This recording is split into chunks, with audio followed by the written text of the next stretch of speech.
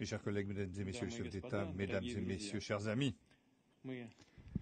nous poursuivons notre travail en format élargi.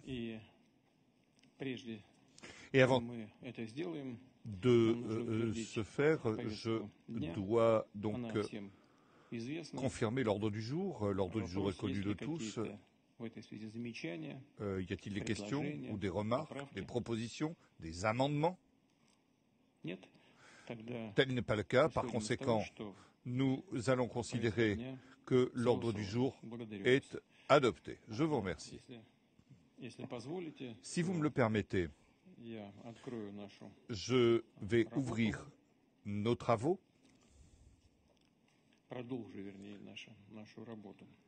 Je vais plutôt continuer, pour être plus précis, nos travaux. Nous allons parler de l'activité des BRICS dans les domaines économiques et humanitaires, et ainsi que nous allons donc lire le rapport des structures de profit. Nous allons examiner donc le rapport de Madame Elmar Rousseff, donc les mécanismes de la coopération interbancaire, Madame Schlova, et la présidente de l'Alliance des femmes. Le commerce international et l'économie mondiale, nous l'avons constaté, est en grande évolution. Ce qui est positif, c'est que le centre des activités économiques se trouve maintenant dans des marchés en développement. Se forment des nouveaux modèles économiques qui connaissent une nouvelle croissance, notamment dans le sud et l'est du monde, et donc dans tous les États des BRICS. Bien sûr, tout ceci revêt un potentiel de crise et de tensions géopolitiques. La croissance chronique se poursuit, se renforce la poursuite du protectionnisme, des sanctions et d'une concurrence déloyale.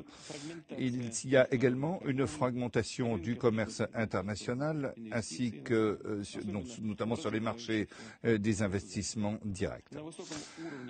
Au plus haut niveau se trouve une volatilité des valeurs des biens, beaucoup d'inflation et une chute des bénéfices dans beaucoup de pays.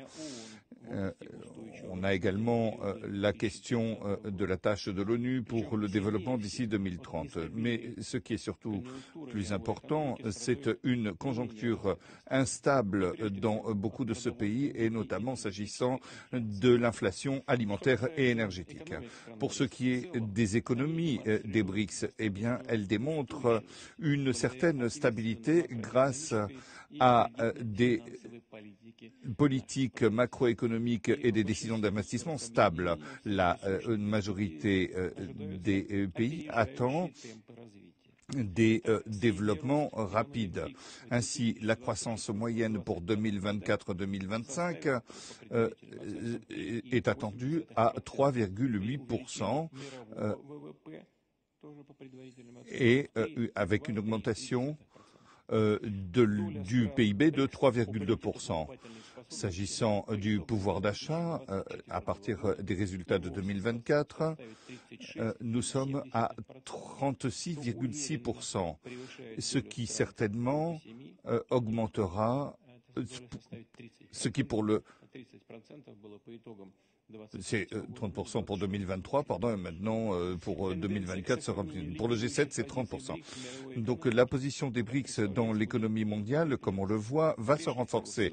Avant toute chose, il y a des facteurs objectifs comme la croissance de la population, l'accumulation de capital et l'augmentation de la production du travail, sans oublier les innovations technologiques.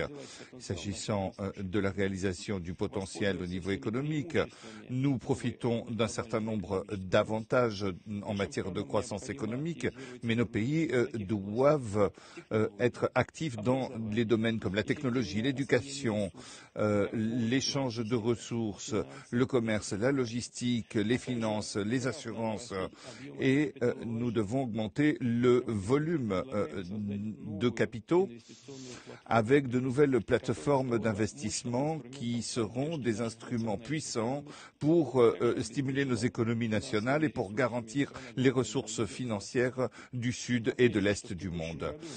Au cours de cette année, notre association a pu adopter un certain nombre d'initiatives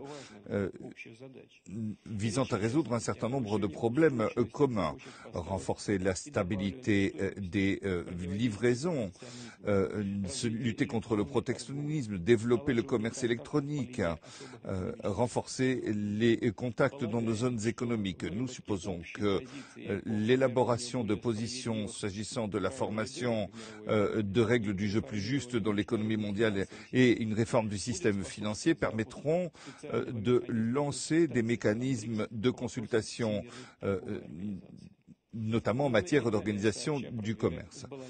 Il s'agit de mettre en place des démarches équilibrées pour une transition économique avec de nouveaux modèles de développement. Et il s'agit de s'opposer aux conséquences, de résister aux conséquences climatiques, notamment pour les marchés en développement. Tout ceci est discuté au sein du groupe de contact sur le climat et le développement durable. Nous pensons que les partenariats des BRICS, s'agissant du marché des hydrocarbures et des questions climatiques, constituent quelque chose d'important. Il s'agit également de mettre en place un commerce électronique sans obstacle. Il s'agit également d'augmenter les solutions pour régler les litiges commerciaux.